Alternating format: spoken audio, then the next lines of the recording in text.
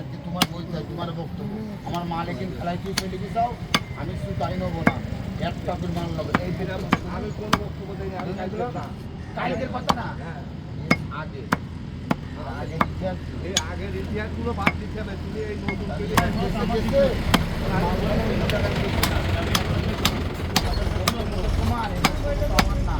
তার আগে থেকে ব্যবসা থেকেছে তোমার মুখের ভাষার আপনি এখন বলে দিবেন যে যে কোনাই হোক না কেন আমি নেব এই যে 36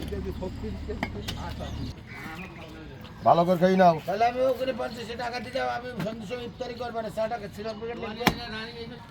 দাও লিখে নিয়েছো ওইটি আগে নিয়েছো মুরব্বী মানুষ যেটা সবে খাই দিয়ে দেবো আগে